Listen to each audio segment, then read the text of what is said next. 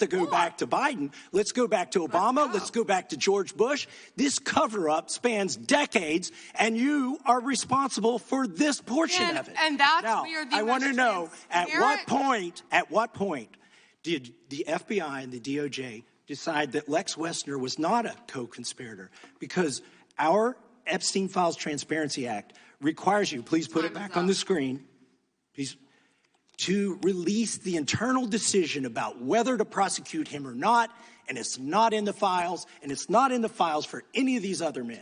You showed it. I find it. How many have you indicted? Excuse me. I'm going to answer the question. Answer my question. No, I'm going to answer the question the way I want to answer the question. No, Your you're going to answer theatrics the are question the ridiculous. way I asked it. Chairman Jordan, I'm not going to get in the gutter with these people, but I'm going to answer the question. How many have you indicted? Again, the time belongs to Reclaiming my time. The time belongs. I think it's very interesting. Reclaiming my time. I think it's very interesting. And you can When reclaim he your talks time, about but they indicted, the president said they indicted him twice. Mr. Chairman, please stop the clock and restore his time. Okay, here we go with these Committee will be in order. theatrics. The time belongs to the gentleman from New York.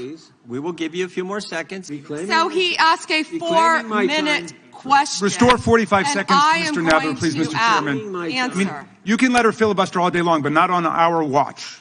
Not on our time. No way. And I told you about that, Attorney General, before you started. You don't tell me Yeah, I anything, did tell you because we saw what you did in the Senate. Lawyer, not even a lawyer. Committee will be in order. Time, and I should get back at least 45 seconds. We will give you a few more seconds. I said that already. We should be talking about making Americans safe.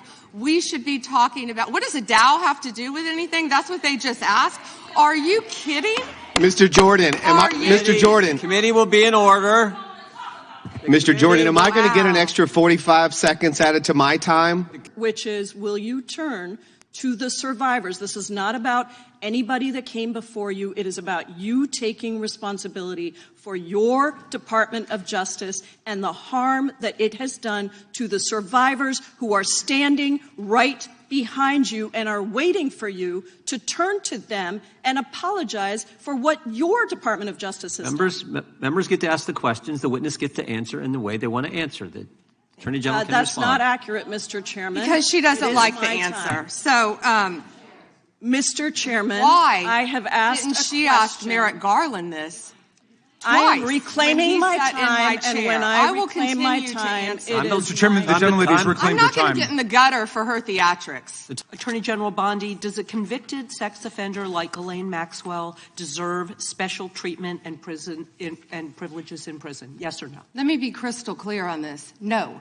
And Thank you. let me keep Perfect. going. No, let me keep going. Perfect. Well, I did not know she was being transferred. I asked you yes or no. She was and not I'm transferred to a reclaiming my lower Mr. Chairman, level. please stop the clock and remind the witness of the rules. One rule she needs to And I'm understand glad here. that we're agreeing. So when we're agreeing, we can move on to some other things.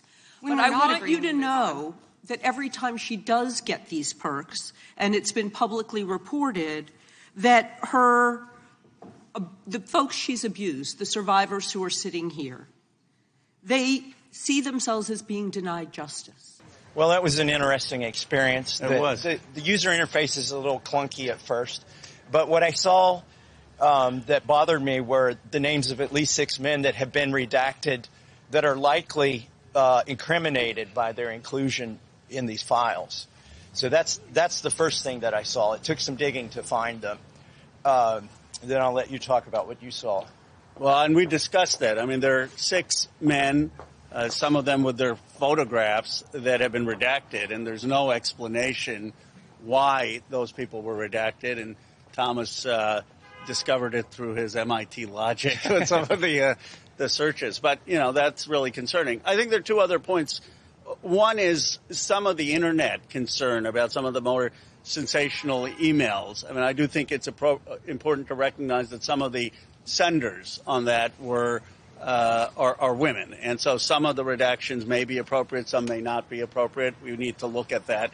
But just because there's an email out there, it doesn't mean that there's necessarily an improper redaction. The bigger concern is these 6 individuals. I met Jeffrey Epstein when I moved to a house next door to him in New York, right? And I met him then. Over the next 14 years, I met him 2 other times that I can recall. 2 times. And that is none for 6 years. So 6 years later, I met him, and then a year and a half after that, I met him, and never again. Did you, in fact, make the visit to Jeffrey Epstein's private island? I did have lunch with him as I was on a boat going across on a family vacation. My wife was with me, as were my 4 children and nannies. I had another couple they were there as well with their children, and we had lunch on the island. That is true, for an hour, and we left with all of my children, with my nannies and my wife, all together. We were on family vacation. We were not apart. To suggest there was anything untoward about that in 2012, I don't recall why we did it. The only thing I saw with my wife and my children and the other couple and their children was staff who worked for Mr. Epstein on that island. And you realize that, this visit took place after he'd been convicted. Question. Are you familiar with the $9 billion in historic fraud out of your state, including the $250 million in the Feeding Our Future program alone? You familiar with that? Don't turn to the pages in your book to get your potted answers. Are you familiar with it? Yes or no? Yes, I am familiar with it. Very familiar, aren't you? Because the people who ran the Feeding Our Futures program came to you in your official office in the state capitol December 11th, 2021, and asked for your help in getting investigators off their backs. They complained to you for upwards of an hour about state investigators going after them, and they begged you to help them, and you agreed to it, amazingly. And we know you did. That's not because true. It's all caught on tape. Yeah, Every single sentence is caught on tape. Here's what you said. Let's take a look. You said, it's not a question. You said to them, send me the names of all these folks who are investigating them. You said to them, send me their names. And I'll take that list, and I'll call the person over at Education who was investigating them and say, what's going on?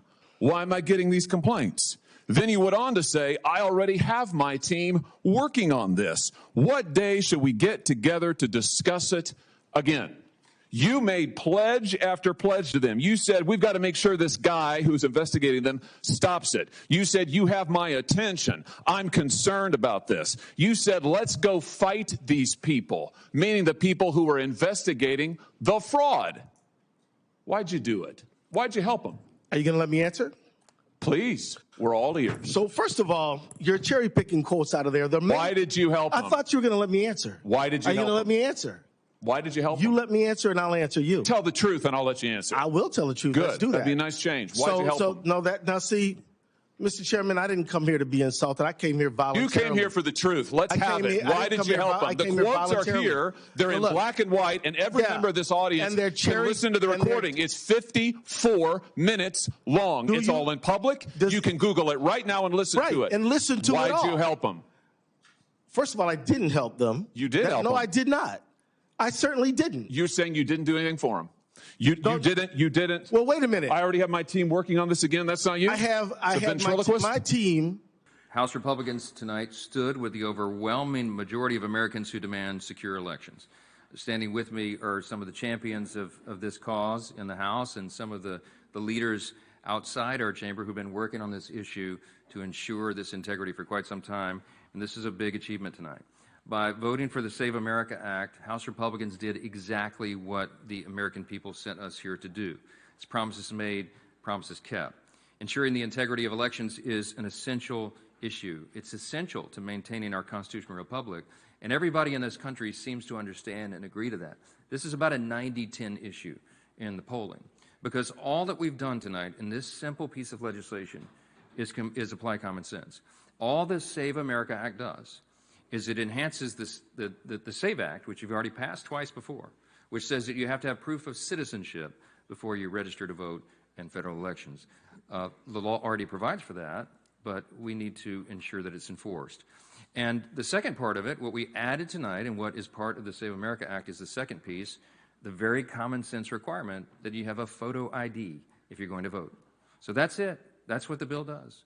Proof of citizenship and photo ID to vote. Listen, as an attorney, I was wondering exactly where all we were going with her planning to invoke the Fifth Amendment. You know, Fifth Amendment is about self-incrimination. We all know that she has been finally convicted. She has exhausted all of her appeals.